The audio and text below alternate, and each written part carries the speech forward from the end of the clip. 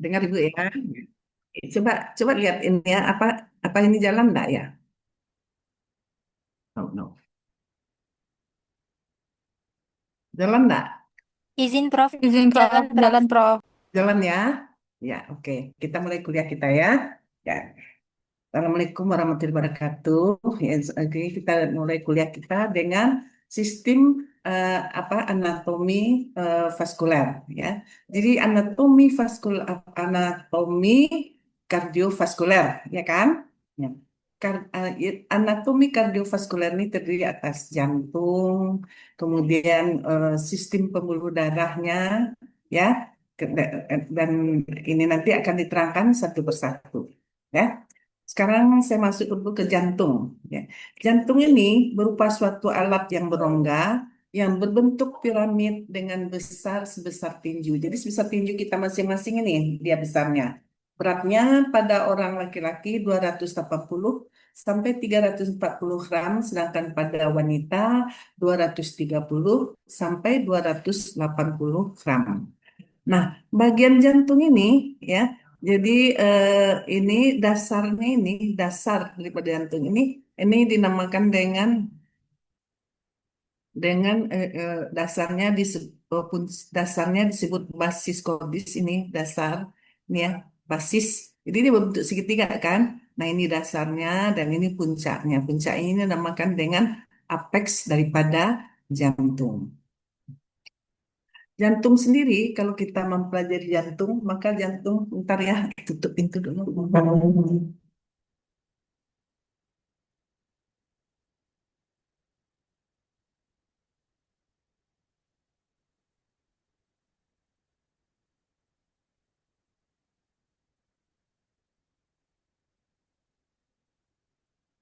Jantung ini sendiri terdiri atas, yaitu kamu sudah pelajari waktu di SMA, yaitu atrium dan ventrikel. Atrium itu serambi, ventrikel, bilik ya. Jadi tapi sekarang dengan pakai serambi dan bilik, tapi pakai atrium dan ventrikel. Jadi atrium itu ada dua, yang dekstra, jadi atrium, ini atrium nih ya. Ini atrium. Nah, atrium ini ada dua, yaitu atrium sini dekstra dan ini di sebelah ini yang kiri atrium dan sinistra. Sedangkan juga ventrikel terbagi atas dua bagian, yaitu sinistra dan dekstra. Jadi bagian-bagian jantung, nah tadi sudah disebut yaitu pada bagian jantung ini ada basis kordis. Nah ini basis kordis namanya. Kemudian apex kordis ya yang mempelajari jantung ini kita dengan basis kordis. Ini basis namanya ya sih karena dasarnya basis dan kemudian apex kordis dan kemudian itu permukaan atau fasies. Jadi permukaan, nah ini permukaan ini sebenarnya permukaan anterior. Jadi kalau dilihat secara anterior. Kalau dari belakang kita lihat facies posterior, permukaan anterior. Dan kemudian pinggir yaitu margo dan jadi pinggirnya ini nih, pinggir nih.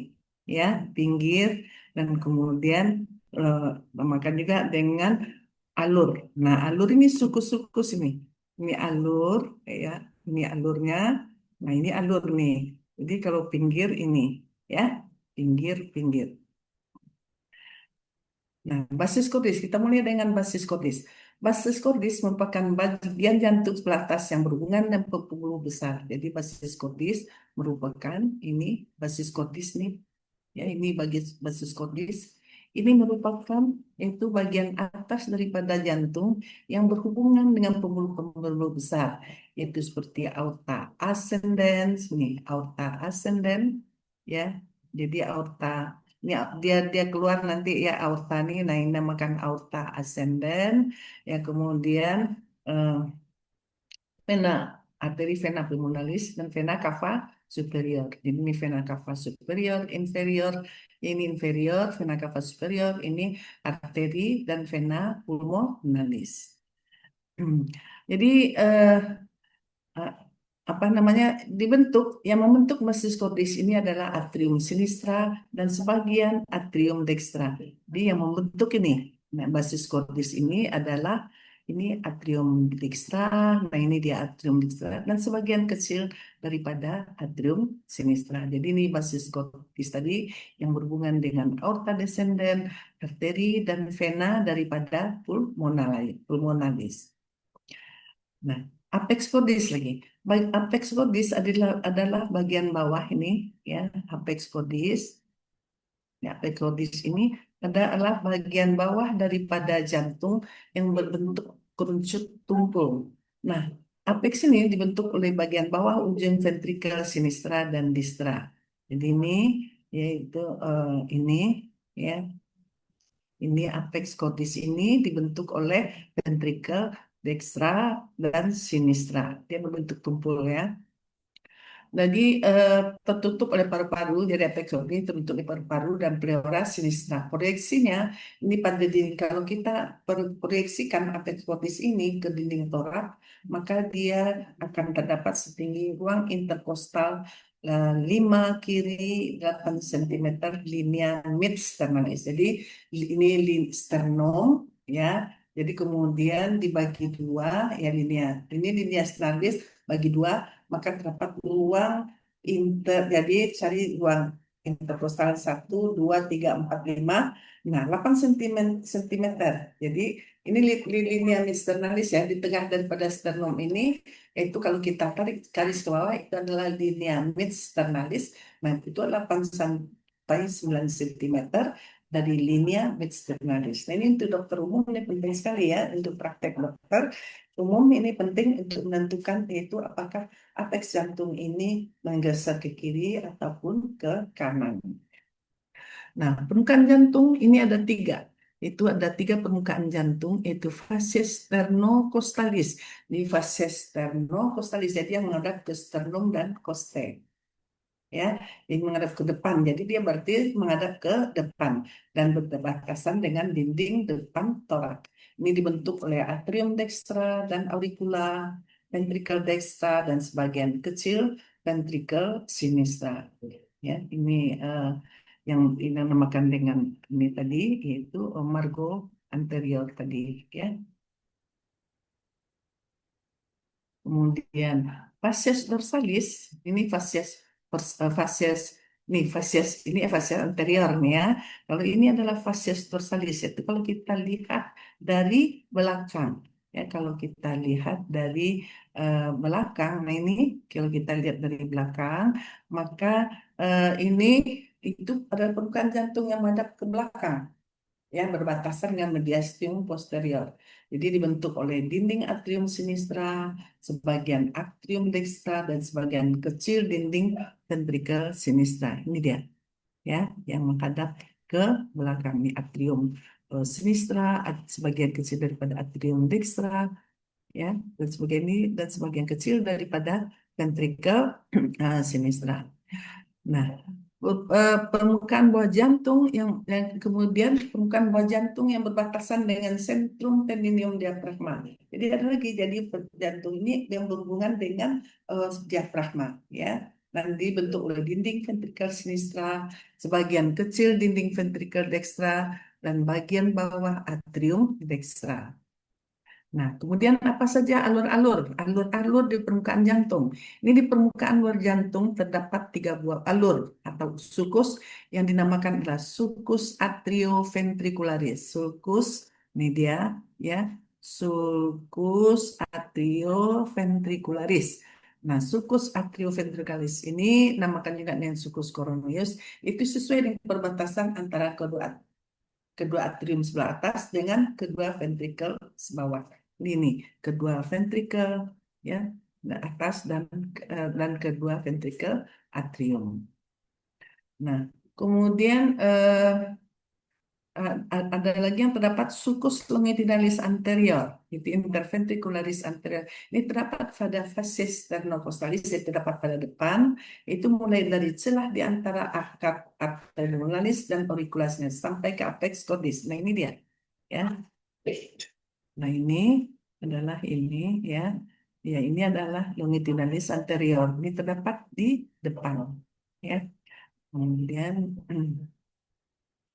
Kemudian ini adalah jadi merupakan batas antara kedua ventrikel dari depan. Nah, kemudian kita lihat sulcus somatostalis posterior, yaitu terdapat di yang belakang, itu yang mulai dari sulcus coronarius ke kanan muara cava inferior.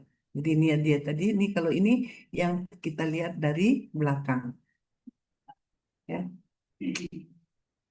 Ini dari belakang nih, ya. Kalau tadi, kalau di belakang namanya sulcus longitudinalis posterior, kalau depan namanya sulcus longitudinalis anterior. Dan ini yang namakan dengan sulcus coronarius ini, ya. Nah, sumbu jantung.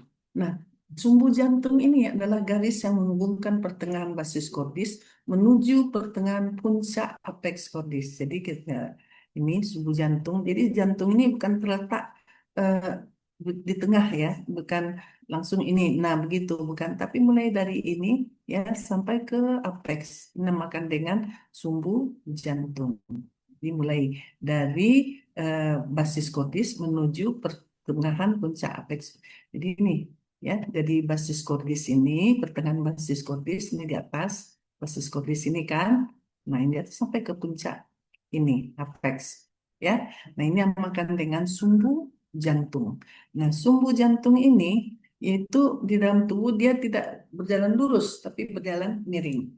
Nah, terdapat di dalam rongga torak di mana sepertiga bagian terdapat di kanan dan 2/3 terdapat di kiri. Nah, itulah kalau orang sakit jantung dia akan memegang jantungnya sebelah kiri. Nah, karena 2/3 daripada bagian jantung terdapat 2/3 bagian jantung, 2/3 jantung oleh karena itu jantung terdapat 2/3 bagian di dalam rongga tengkorak sebelah kiri. Ya, jantung ini terdapat 2/3-nya di sebelah kiri. Ya.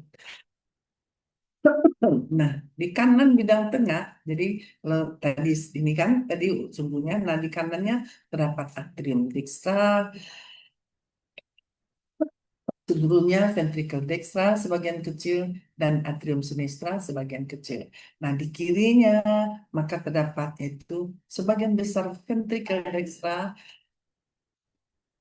sebagian seluruh daripada ventricle sinistra dan atrium sinistra. Jadi sebagian besar itu terdapat pada kiri bagian tengah daripada sumbu tadi.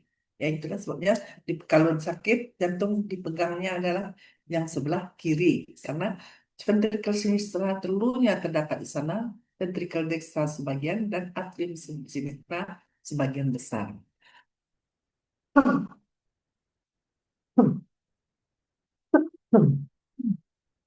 Atrium kanan lagi. Kita bicara lagi satu persatu. Itu kita lihat dulu atrium kanan. Atrium kanan ini terdiri atas sinus venarum cavarum, itu atrium kanan. Ya, ini atrium kanan ini, ya. Ini atrium kanan. Nah, ini atrium kanan ini itu terdiri atas sinus venarum cavarum. Itu rongga utama yang berada di antara muara kedua vena cava dan orificium atrioventricularis. Jadi dia terdapat ini ya di antara muara, nah ini muara vena cava superior, jadi di antara kedua, nah ini di antara kedua muara vena cava superior, muara cava inferior, dan kemudian dan orificium atrioventricularis. Ini adalah orificium atrioventricularis. Ya, adalah lubang antara atrium dan ventrikel. Di sini tidak nampak ya. Nah, ini, nah apa yang terdapat di dalam ruang jantung yaitu yang sinis dikstra ini? Jadi di dalamnya itu auricula. Itu berupa suatu kantong buntu yang berbentuk daun telinga dan menonjol keluar dari atrium. Jadi ini nampak di sini ya. Ini auricula. Nah, ini auriculanya juga tidak nampak di sini, tapi dia terletak di di di nah ini auricula nih ya, ini auricula ya, auricula yang yang terletak merupakan pembuntu yang berbentuk daun teringga dan menonjol keluar dari atrium. Jadi antara auricula dan sinus venorum di sebelah luar terdapat sulcus terminalis. Jadi antara dan ini kalau di bagian dalamnya, nah maka kita lihat ini antara auricula tadi dengan bagian dengan eh, di dengan bagian ini dengan muara kedapatan ini terdapat yaitu yaitu apa sinus sulcus terminalis. Nanti dilihat dalam praktikum dan sebelah dalamnya namakan crista terminalis. Ini ya ini interatrial septum. Ini atrium sinis ini kalau kita buka kayak gini ya. Jadi atrium dextra ini. Ya, ini vena cava superior, kemudian yang inferior di bawah. Dan ini adalah ini vena cava inferior dan ini yang vena cava superior. Nah, ini ya jadi ke ini auricula ini kalau dalam menonjol tapi dalam di dalamnya maka kita lihat itu seperti otot namakan dengan apa mulcus pectinati. Ya. Jadi apa saja yang terpenting yang terdapat di dalam atrium dextra ini? Itu pertama adalah muara vena cava superior. Nah, kamu harus nanti cari ini, muara vena cava superior, ya, muara vena cava inferior. Ya. Jadi muara vena. Ya. Jadi sebelum itu saya lihat dulu yaitu eh, ini jadi saya tandakan bahwa dinding dalam atrium ini yaitu diliputi. Nah, dinding atrium ini diliputi oleh membran ya. Ini dindingnya ini diliputi oleh membran yang dinamakan dengan endokardium. Kecuali pada auricula ini tidak ditutupi oleh membran ya. Dan di bagian depannya juga tidak sinus pectoralis dan ini dapat bundelan otot yang dinamakan musculus pectinati.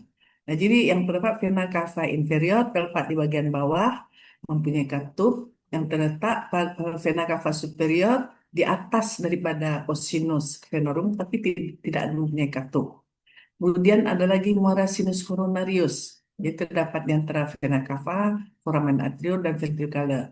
Kemudian foramina venarum cavarum. Ini yang terdapat saya mungkin pada praktikum ini tidak nampak. Dan kemudian yang penting ini adalah septum.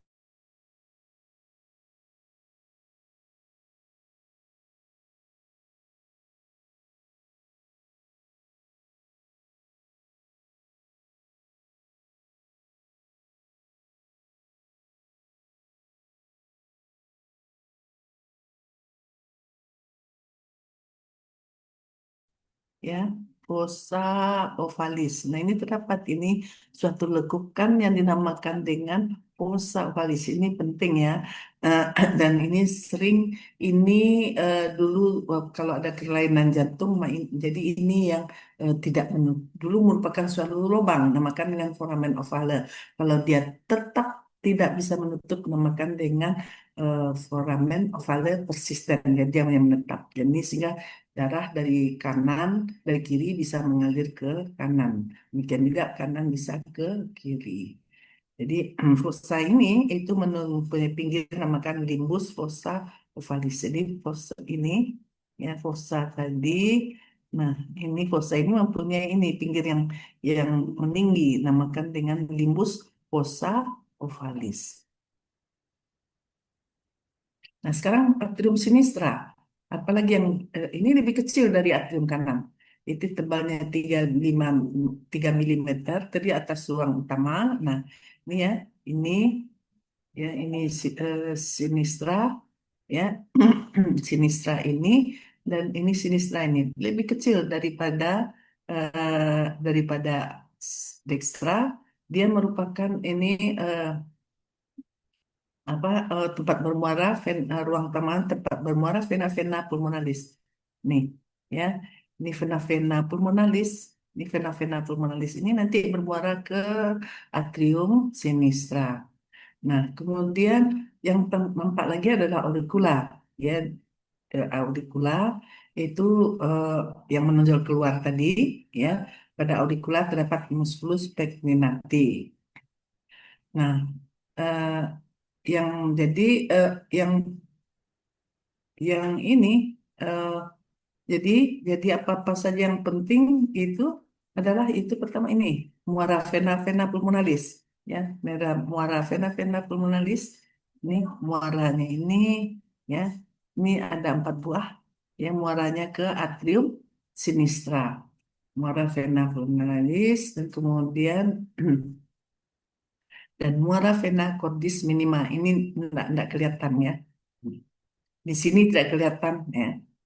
Kemudian kalau kita lihat lagi jantung ventrikel kanan, jadi bagian pentingnya adalah orifisium. Orifisium itu lubang atrioventricularis dextra. Jadi ini berarti ini ya ini orifisium atrioventricularis. Ya berarti ini adalah lubang antara ya ini nanti ini kalau dia ini ini ya ini sudah dibuka nih lubangnya ya.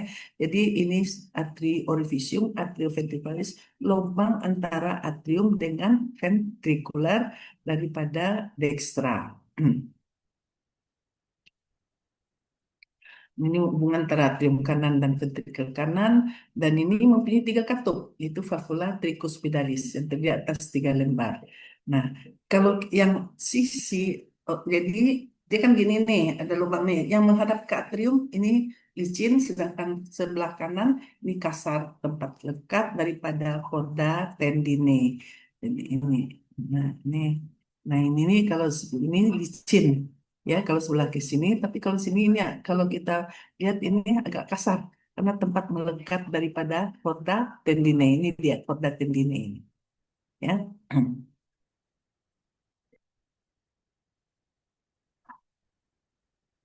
Jadi kemudian kita lihat lagi ada trabekula karnea. Trabekula karnea ini ada 3 paling sederhana dia berbentuk nih ya trabekula karnea ini ya ada yang berbentuk relief-relief ya pada dinding ventrikel kanan ini berbentuk relief-relief dinamakan trabekula karnea.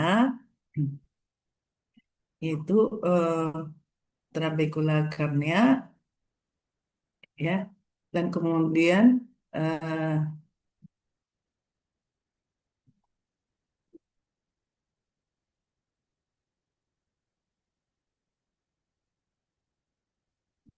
ya dan mudah terbang itu berupa bundelan yang melingkar.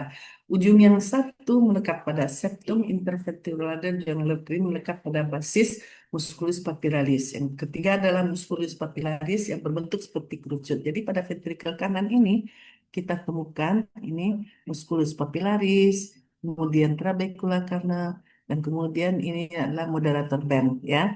Ini yang menghubungkan ini kerucut dengan septum atrioventricularis. Nah, kemudian apa kalau pada ventrikel kiri, apa yang penting? Itu adalah orificium atrioventricularis sinistra atau orificium mitralis. Kalau tadi tricuspidal, karena 3 katup. Ini merupakan yaitu hubungan antara atrium kiri dan ventrikel kiri. Bentuknya oval, itu jadi dia bentuknya oval, ya. Ini atrium ini ya yang menghubungkan itu atrium kiri dan ventrikel kiri bentuknya oval. Hmm. Ya, nah ini seperti dikelilingi anulus fibrosus tadi. Dia mempunyai 2 katup dan kode nitilennya lebih kuat. Jadi di sini juga ditemukan itu eh, musculus papillaris, ya musculus papillarisnya ini lebih besar, kemudian kode tendinnya lebih kuat, ya.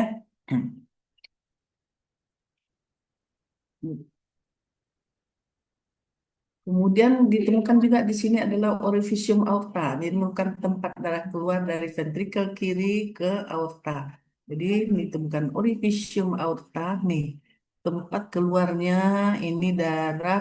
Nah ini di dalam nih ya. Nampak di sini yaitu tempat keluar daripada aorta dari ventrikel kiri. Nih dari sini ada nggak ya di sini ya? Nah, ini nih, ya. Jadi dia keluar nih, nih aorta. Nah, ini dari sini nih, ya. Ini adalah orifisium aorta. Dan dia mempunyai katup. Kemudian ada juga trabekula karnianya.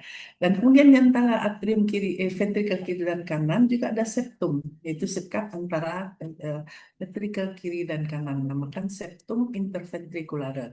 Ini merupakan dinding pemisah antara ventrikel kanan dan kiri. Jadi bentuknya melengkung di sisi jembung. Jadi dia bentuknya melengkung, yang cembung mengarah ke kanan, sedangkan yang ke kiri ini cekung. Ini terdapat dua bagian, yaitu septum membranacum interventricularum yang terdiri atas jaringan fibrosa, septum musculorum interventricularum terdiri daripada jaringan otot. Ya, jadi ini septum tadi ada yang terdiri di atas nih, ya, yang dalamnya membran dan terdiri ini atas dari otot. Nah, susunan otot jantung, kalau kita lihat lagi otot jantung ini, jadi otot jantung ini namakan dengan miokardium. Jadi di luar dia ditutupi oleh epikardium, ya. Jadi ini bagian luar, ya. Ini jantung nih otot. Kalau kita lihat di sini, nah di luar dia ditutupi oleh epikardium, sedangkan di dalam ini ditutupi oleh endokardium. Nah, susunan otot atria, kalau otot atria ini sangat tipis dan kurang teratur ya. Dia juga terdiri atas lapisan luar dan lapisan dalam. Nah, susunan otot ventrikuli ini lapisannya miring ya, jadi miring tadi serabnya tipis. Jadi kalau serabnya tipis, jadi jadi kalau ventrikel ini serabnya tipis hanya satu lapisan untuk kedua ventrikel. Lebih ke dalam berjalan lebih datar. Lapisan tengahnya itu lapisan tengahnya ini pada ini ya ini ya pada ventrikel. Nah, ini dia. Ini bagian eh, ini lapisan ventrikul. Ini lapisan luarnya. Jadi lapisan luarnya ini lebih tipis ya, lebih tipis. Kemudian ini ototnya, kemudian lapisan dalamnya.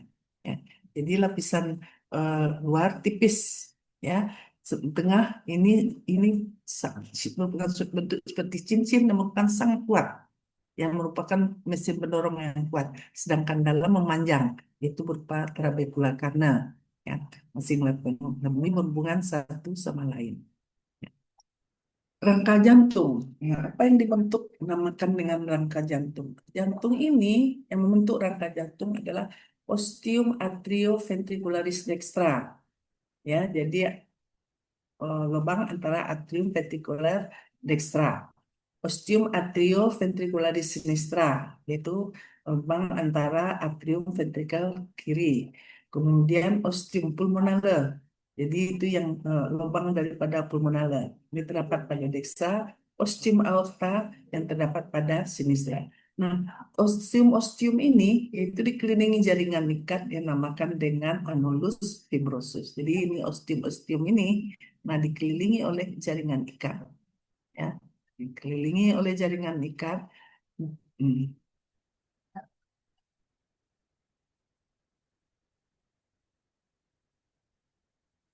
Kan pertanyaan kamu masih jadi ini jadi jaringan ikat ya dikelilingi jaringan namakan annulus fibrosus.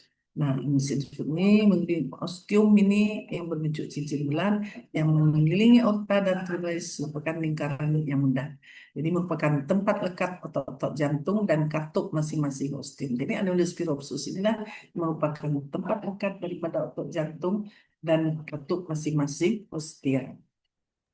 Nah, sekarang kita masuk ke dalam sistem konduksi pada jantung.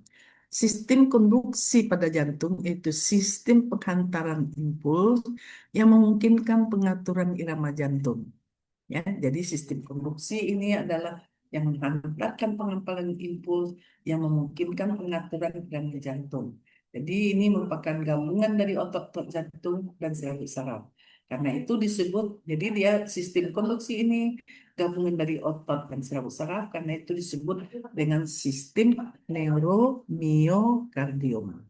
Nah, apa-apa saja ada itu sistem bagian neurokardium itu adalah yang pertama sekali adalah sinoatrial node. Nah, ini dia ya, sinoatrial node.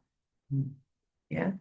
Ini node berupa tumpukan jaringan neuromuskuler yang kecil terletak antara dinding atrium kanan dan terletak dalam dinding atrium kanan di ujung crista terminalis. Jadi dia ini terletak di ini, ya, terletak di atrium kanan. Ya. Ini bukan suatu pacemaker. Jadi ini eh, dan merupakan pendahulu. Jadi dia merupakan pendahulu dari kontraksi jantung karena itu disebut pacemaker.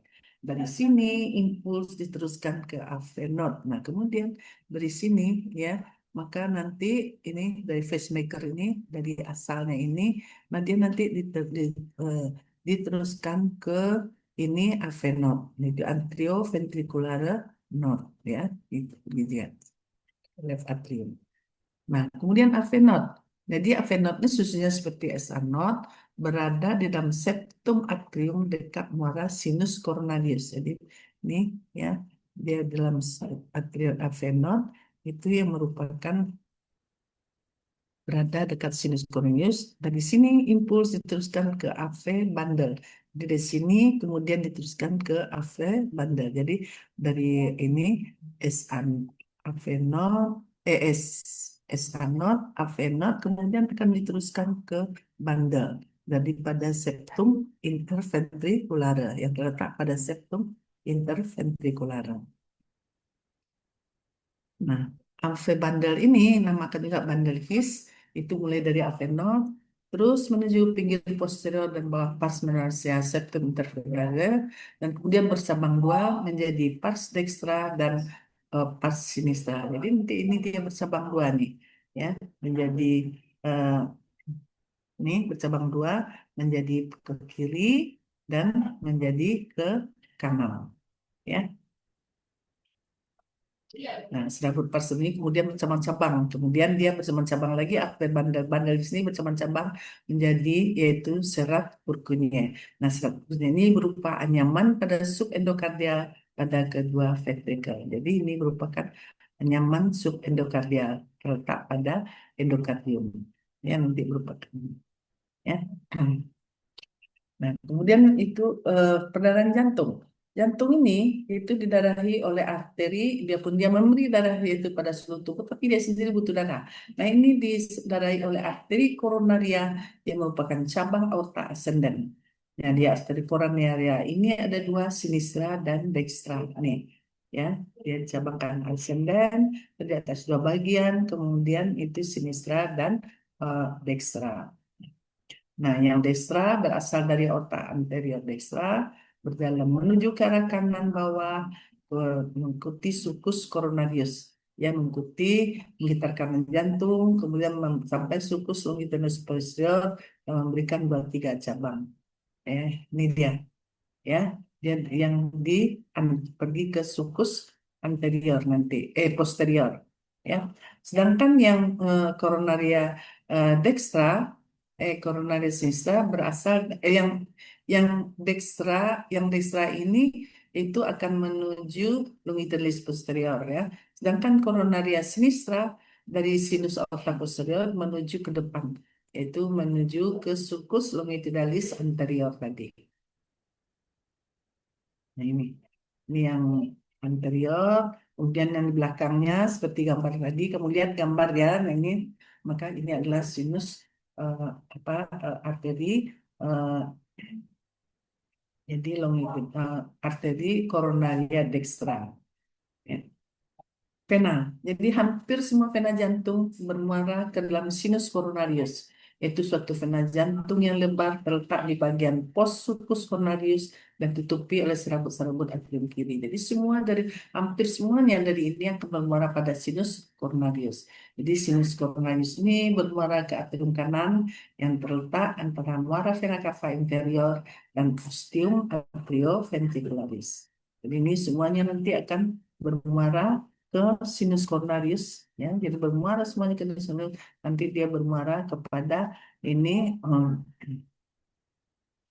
uh, yaitu ini bermuara ke atrium kanan, ya. Ya. Nah, persarafan jantung. Jantung disarafi oleh sistem saraf simpatis dan parasimpatis. Jadi dia berasal dari nervus vagus. ya.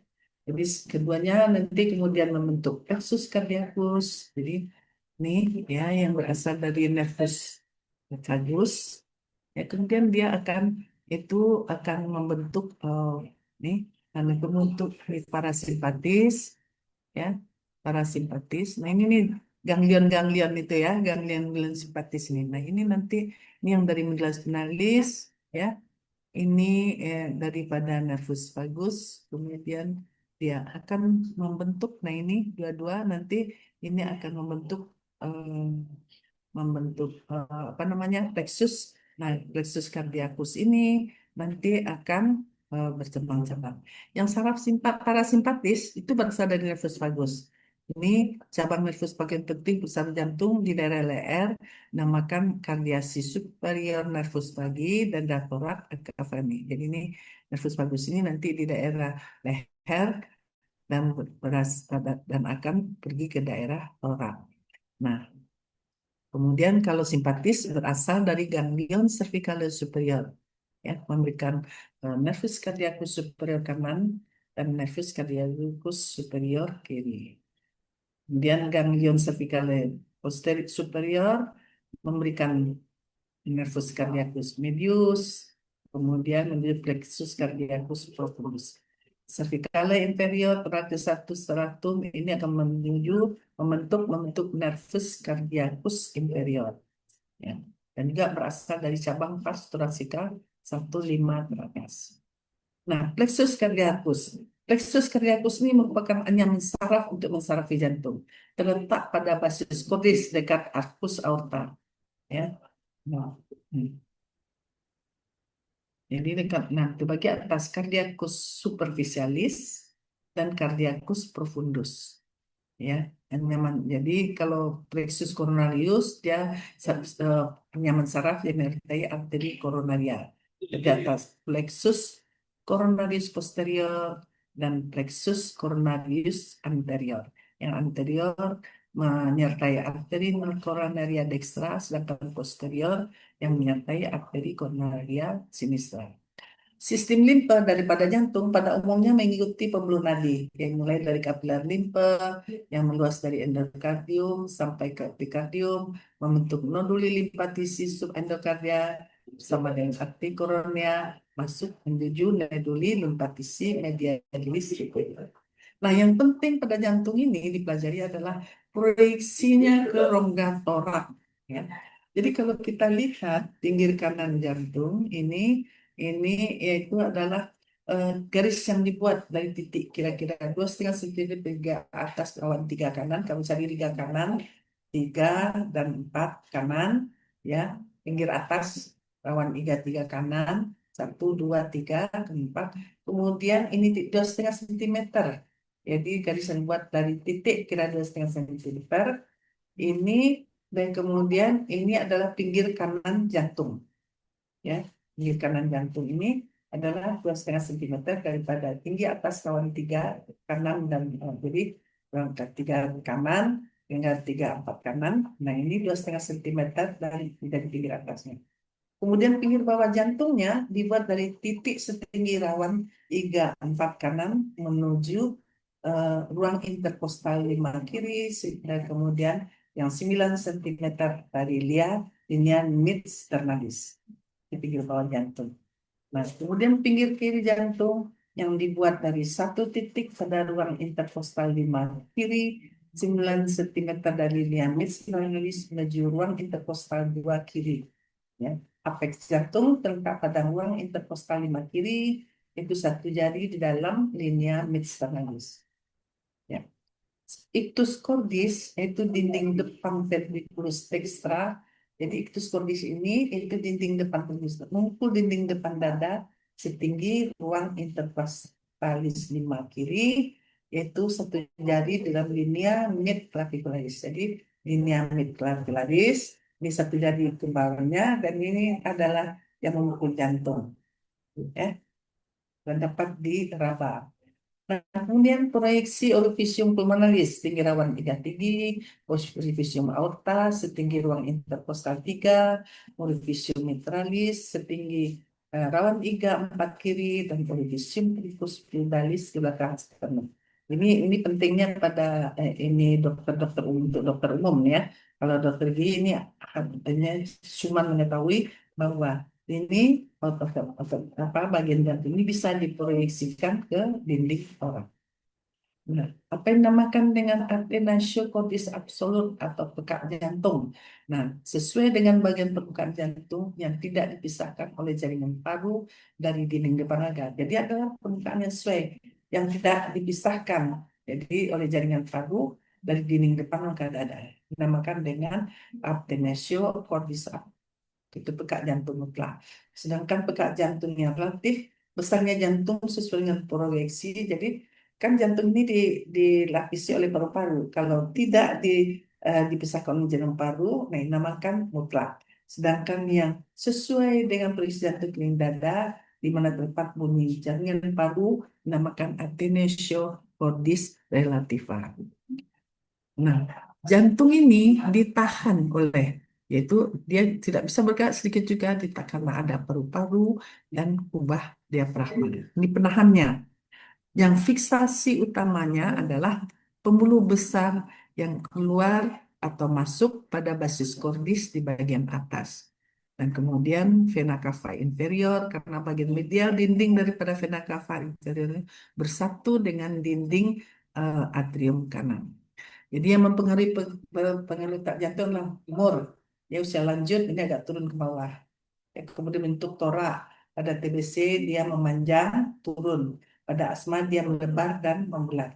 Nah, terjadi juga dengan letak diafragma, di mana kalau terjadi penekanan pada diafragma, jantung akan menuju ke atas dan juga posisi tubuh. Nah, sekarang kita lanjutkan dengan perikardium. Perikardium jantung dibungkus oleh sakus. Jadi ini sakus ini ya apa namanya kantong yang terdiri atas jantung fibrosa ya dibungkus oleh kantong yang terdiri atas jaring fibrosa. Perikardium ini membatasi gerak jantung dan mencegah jantung dari pengisian yang berlebihan oleh darah. Nah, perikardium terdiri atas perikardium fibrosa, ini perikardium ya. Di perikardium ini tadi ini ya, perikardium. Nah, ini dia dibatasi oleh perikardium ini. Ini dia kalau kita potong di sini dia terdiri atas perikardium fibrosa dan perikardium visceralis atau perikardium yang melapisi bagian luar jantung. Jadi ingat ya kalau parietal itu dia ada di luar dan dia tidak melekat ke bagian alat itu ya.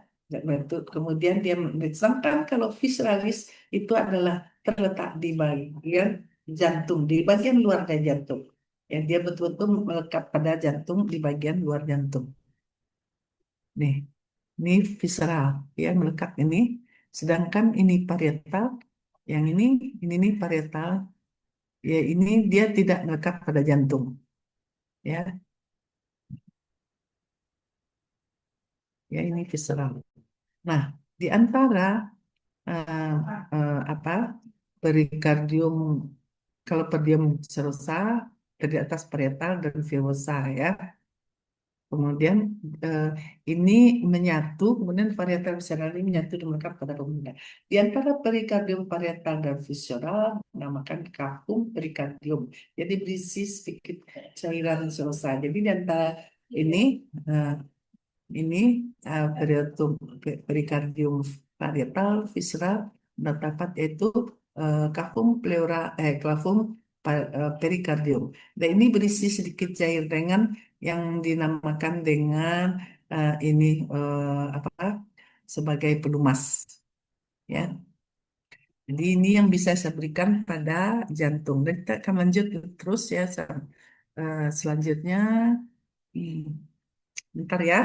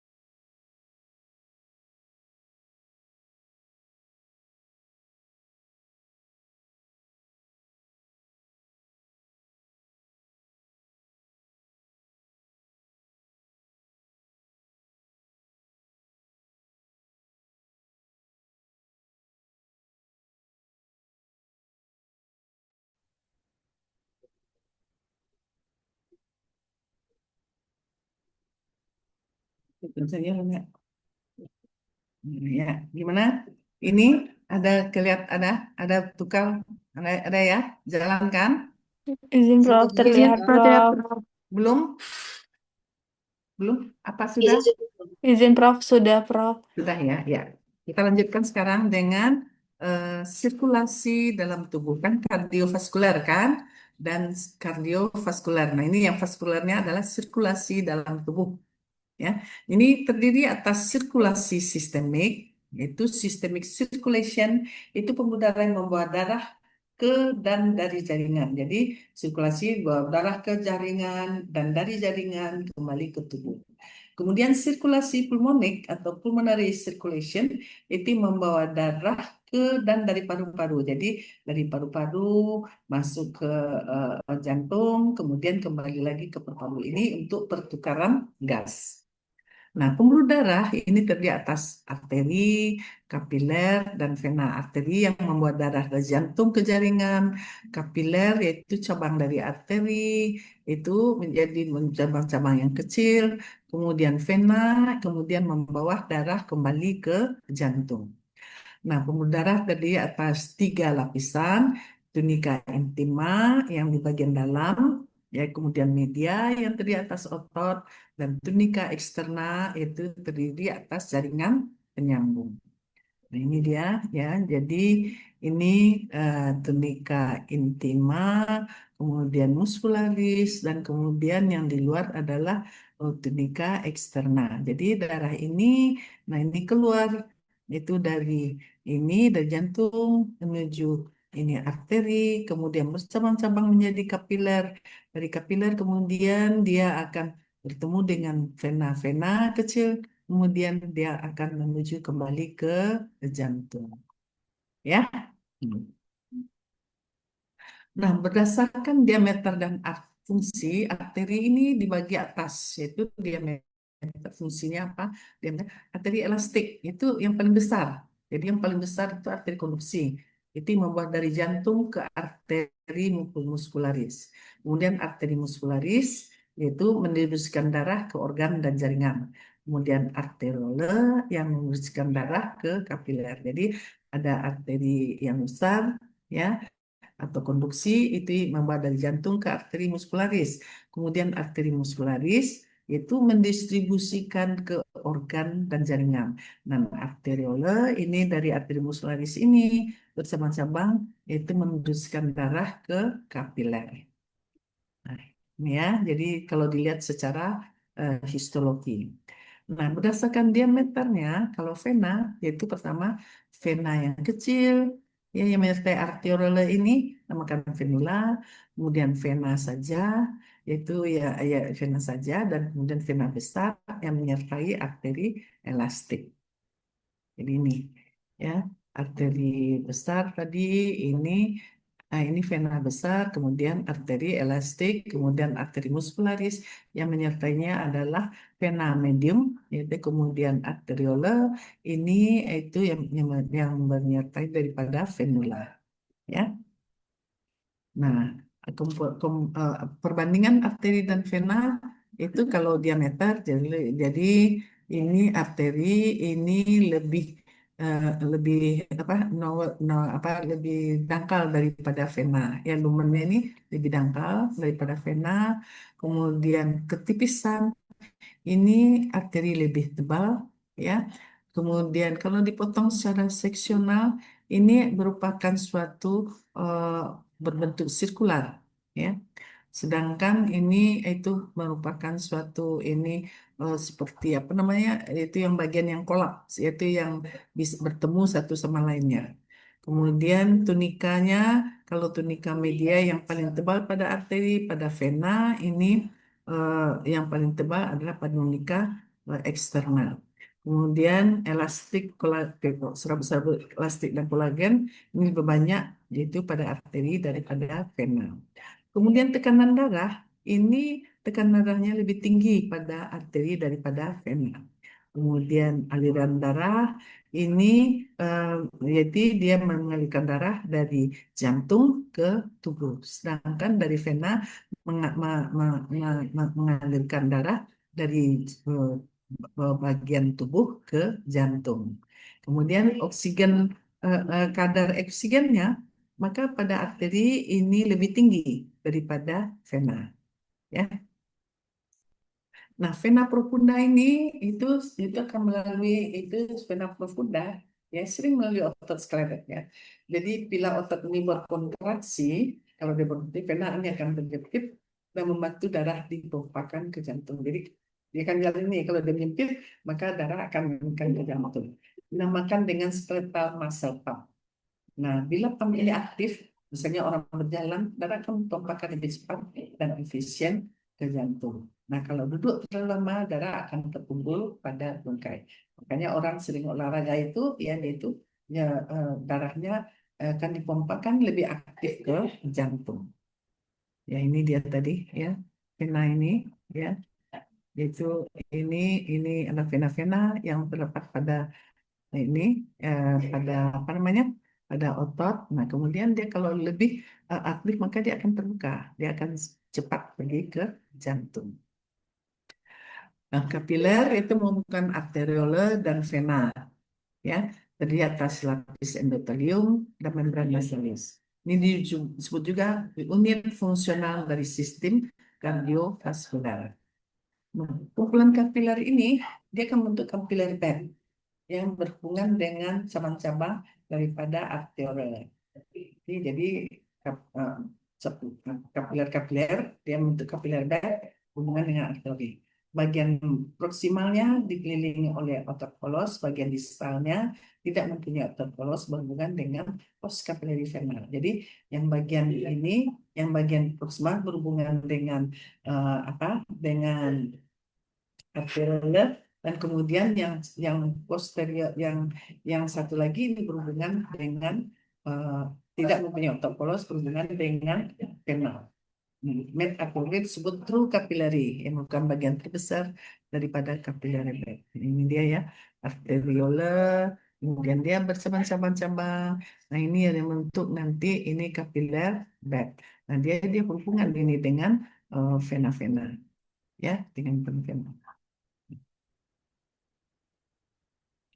Nah, pada true capillary terdapat sphincter precapillary yang mengontrol aliran darah ke true capillary. Jadi true capillary ini itu ada continuous capillary, ada fenestra capillaris dan sinusoid atau discontinuous. Sekadar tahun ya.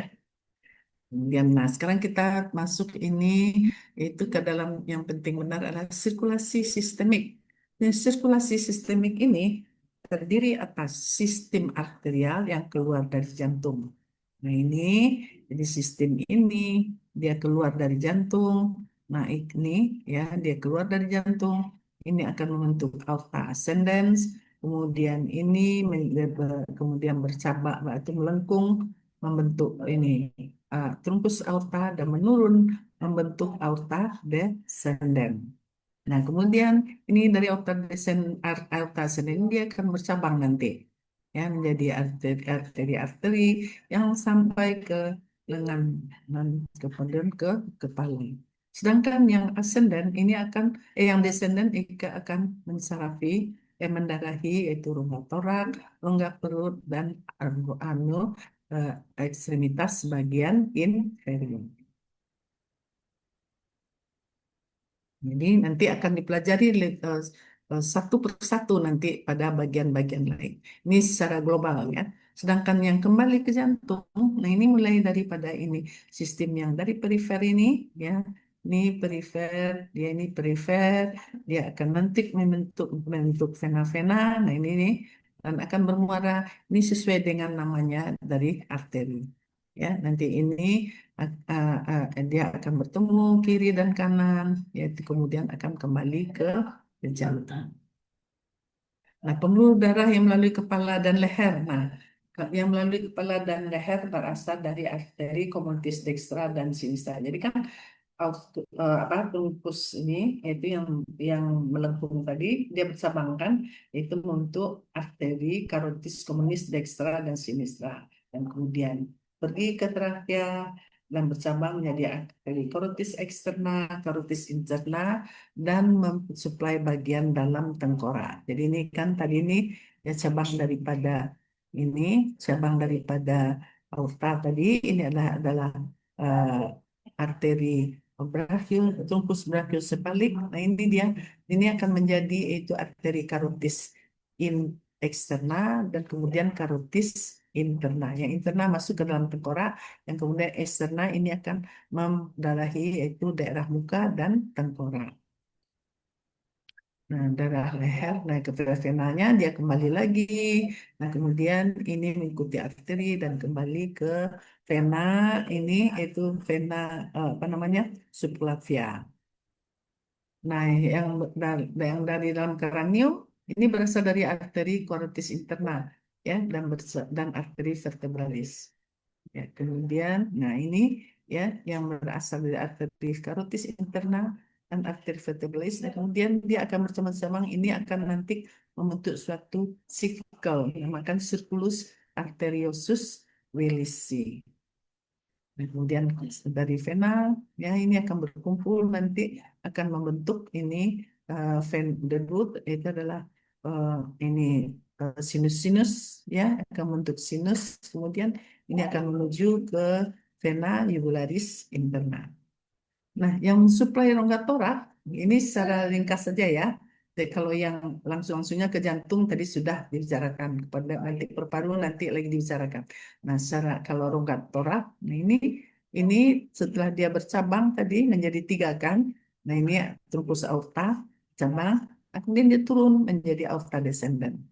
Nah, selen ini nanti akan bercabang-cabang mengurusi torak dan kemudian masuk ke dalam diafragma itu bercabang lagi, mencabang lagi alat-alat dalaman perut dan genitalia eksterna. Kemudian dia bercabang dua menjadi arteri iliaka communis dan cabang iliaka communis bercabang lagi menjadi iliaka eksterna dan iliaka interna.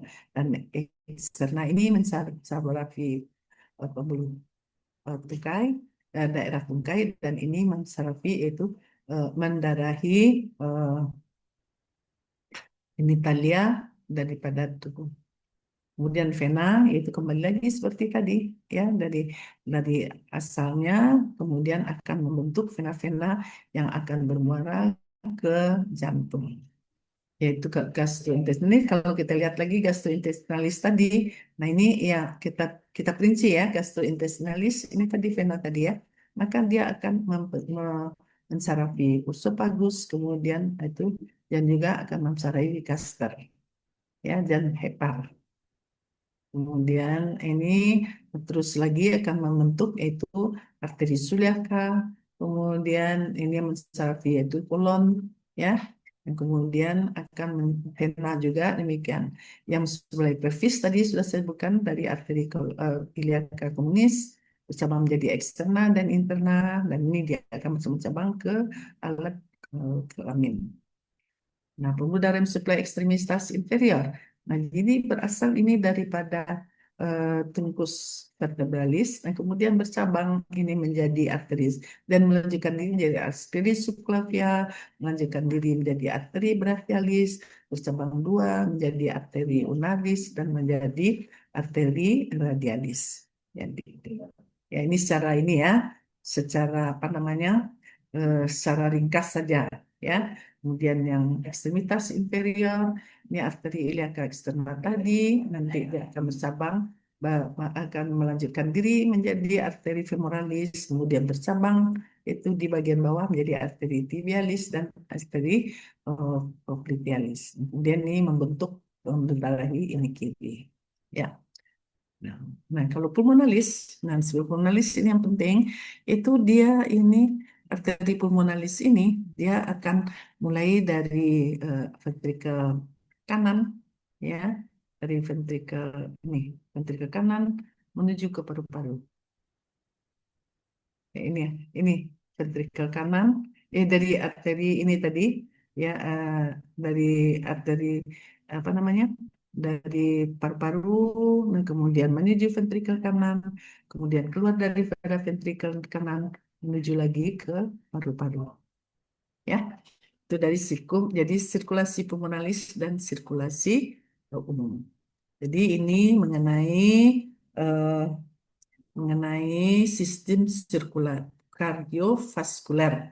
Nah, selanjutnya ini eh, ini kardiovaskuler pengganti hari Senin sudah selesai.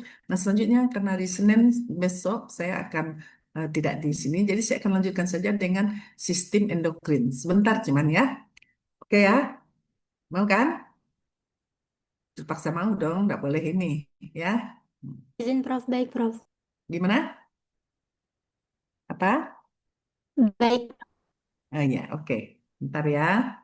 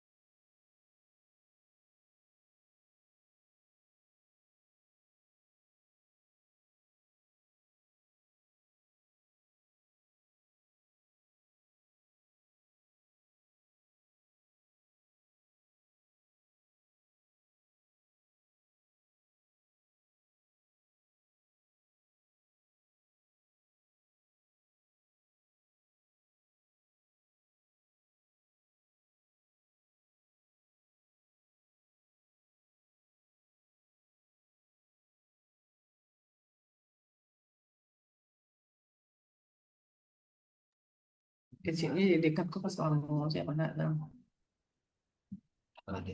Ya. Nah, ya. Ini kita lanjutkan ya dengan kelenjar endokrin. Jalan kan? Jalan ya. Jalan Izin Prof. Prof, jalan Prof. Jadi kita lanjutkan dengan kelenjar endokrin. Ini yang untuk hari Senin. Jadi Senin kamu nanti tidak usah belajar lagi ya. Jadi kelenjar endokrin ini merupakan sekumpulan sel epitelia atau sel epiteloid yang mensekresikan substan atau bahan kimia yang spesifik yang mempunyai pengaktifan biologi yang disebut hormon. Jadi adalah kelenjar endokrin ini adalah sel-sel yang menghasilkan hormon gitu aja, ya. Jadi dia memang terdiri atas sel-sel epiter atau epiteloid. Nah, hormon ini disekresikan oleh kelenjar endokrin dan didistribusikan oleh sistem sirkulasi, walaupun hormon tentu dapat berdifusi melintasi jaringan. Nah, kelenjar endokrin ini dari kelenjar satu dengan satu membentuk sistem endokrin. Jadi, hormon yang dihasilkan ini dia disalurkan ke sistem sirkulasi. Ya, jadi sistem endokrin terdiri atas glandula pituitary atau hipofise, glandula tiroid, glandula paratiroid, suprarenalis, pulau-pulau Langerhans, sel-sel endokrin, glandula mame dan timus dan denda pineal. Nah, sekarang kita masuk dengan glandula hipofise itu, itu letaknya pada sela torsika, ini pada ini otak ya. Jadi ukurnya ovoid, yaitu bentuknya ovoid, yaitu ukurannya segini. Nah, kemudian ini ya glandula ini ini dia ya pada otak ini. Jadi dia ini glandula hipofise ya. Hipofise ini mana dia? Hipofise Hipofise. Mana di hipofise nih? Menular, hipokampus, hipotalamus, kemudian hipofise ini letaknya nih ya hipofise ya. Jadi hipofise ini yaitu terletak pada sela tursika ya. Selatursika, dan kemudian terdiri atas lobus anterior, yaitu terdapat bagian depan, dan lobus posterior terdapat pada bagian belakang. Nah, anterior ini terdiri atas tuberalis, intermedia, dan distalis. Jadi yang di depan ini, sedangkan lobus posterior terdiri neurohypophyse. Jadi ini ya, ini em, ini hipotalamus, ini hipofise, ini hipofise ini ya. Hipofise yang telah saya sebutkan tadi, ini dia hipofise. Jadi kemudian, jadi pembuluh darahnya dipercabangkan dari arteri karotis interna. Nih, ya. Kemudian serabut berasal dari seret pesarafan dari simpatik dan parasimpatik. Kemudian glandula tiroid terletak di bagian bawah leher, jadi ikut bergerak ketika menelan. Jadi kita menelan jadi dia menelan itu yang teraba itu adalah eh, apa adalah glandula tiroid. Jadi ini bentuk seperti kupu-kupu terdiri atas dua lobus yang dihubungkan oleh isthmus. Kemudian bagian atas ini terdapat eh, jadi jadi dua lobus ya dan di di bagi jadi 40% akan terdapat lobus piramid dan dan isthmus di bagian kiri. Bagian atas ditemukan levator ini tak penting benar ya. Kemudian glandula tiroid merupakan organ yang sangat vaskular ya. Nih, ini dia nih berbentuk seperti kupu-kupu.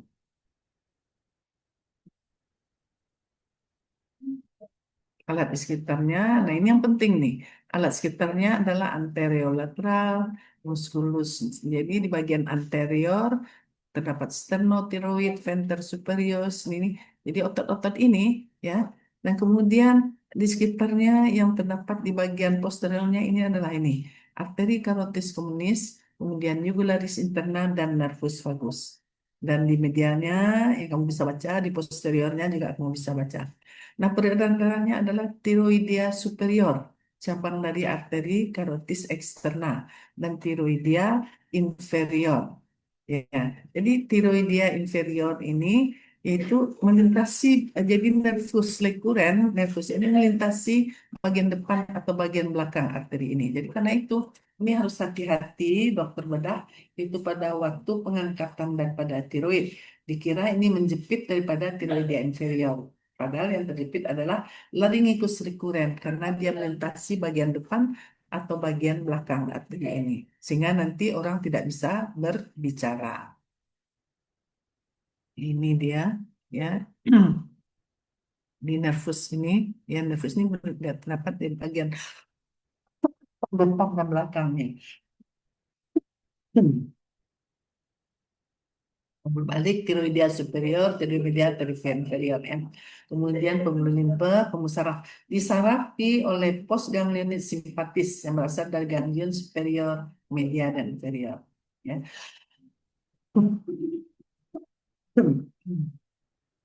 Kelenjar paratiroid itu bentuknya pipi, itu nih paratiroid ini yaitu banyaknya ini terdapat di belakang daripada kelenjar paratiroid itu ada banyaknya 4 buah. Saudaranya dari arteri tiroidea superior juga ya. Ini ganglia suprarenal. Nah, ini suprarenal ini terdapat di atas ginjal, letaknya terletak di retroperitoneal, jadi di belakang peritoneum. Ya, dipisahkan oleh septum jaring bengkak. Dia ikut dengan bergerak pada waktu inspirasi. Ya. Kemudian arteri ini, kemudian eh, glandula ini, ya, glandula suprarenal ini, ya, suprarenal ini itu eh, tegak atas bagian korteks dan medula, ya. Ini tidak penting benar ya. Nah, pankreas lagi letaknya peritoneal, tegak atas kaput pankreas, kolom pankreas, korpus cauda, ya. Jadi kemudian ini pankreas ini, ya, ini kelenjar endokrin nih, ya. Nah, kaput pankreas terletak pada bentuk C, lingkungan duodenum, kolon pankreas, korpus pankreas. Nah, kemudian ini itu bagian posterior, anterior. Nah, ini kita lihat tuh. Dia mempunyai keluarnya ductus pancreaticus minor dan pancreatus minor. Ini ya, jadi dia mengeluarkan sekresi melalui ductus pancreatus eh, mayor dan pancreatus minor. Nanti dia akan bermuara. Ini akan didekat dengan ductus choledocus.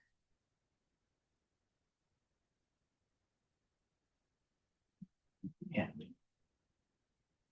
Kemudian selanjutnya adalah payudara yang terdapat di atas musculus pectoralis major, tratus anterior, ini memanjang dari iga 2 sampai 6, ya, memanjang dari iga 2 sampai 6.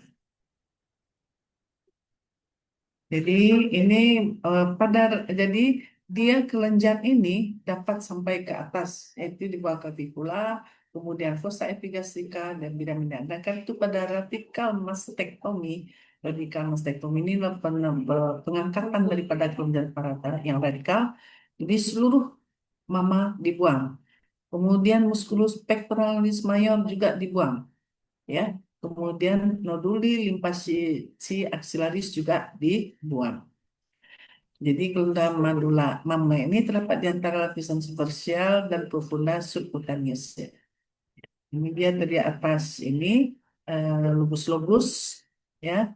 Dia mempunyai ductus lactiferus yang bermuara pada papila mamae. Stromanya di atas jaringan lemak.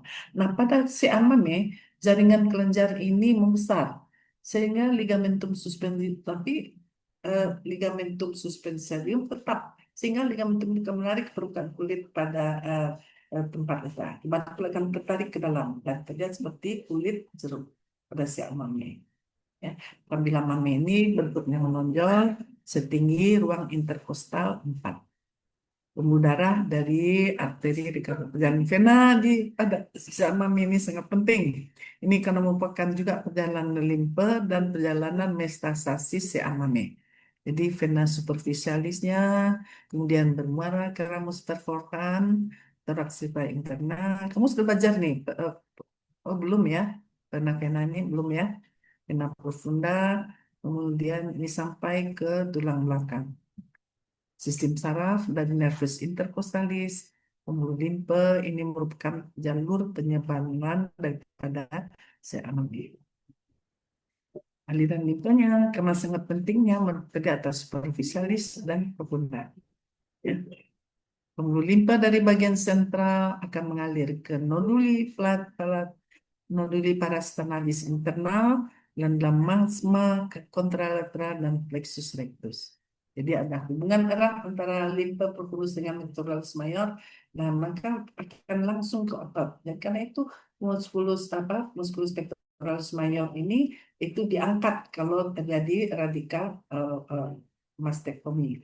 Itu di mana nanti ini karena penyebaran daripada si amami ini langsung ke otot sehingga melekat pada otot dan akibatnya tidak dapat digerakkan. Jadi kalau yang tidak ada CA-nya kita bisa menggerakkan mami ini itu dari dasarnya.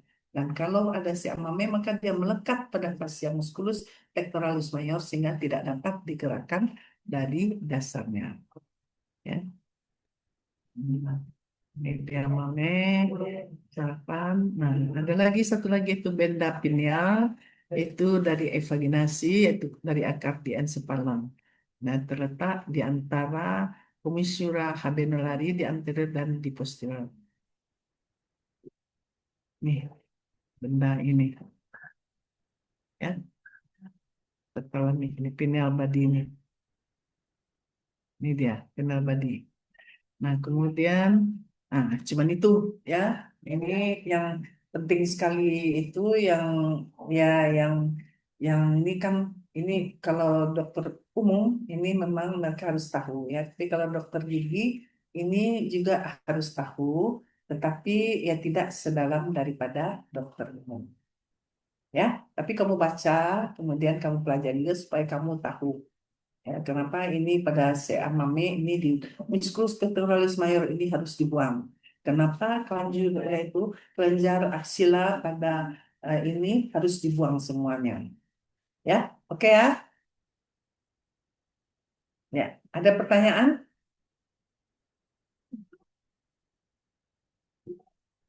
Halo, tidak ada pertanyaan? Kalau tidak ada pertanyaan, saya tutup. Bunga, ada pertanyaan Bunga? Dinar? Sepertinya sudah cukup, Prof. Ya, kalau tidak ada pertanyaan, ini saya tutup ya. Kuliah kita hari ini dengan mengucapkan terima kasih atas perhatiannya. Mudah-mudahan ini menjadi rahmat bagi saya dan bagi semua kamu. Ya, Assalamualaikum warahmatullahi wabarakatuh.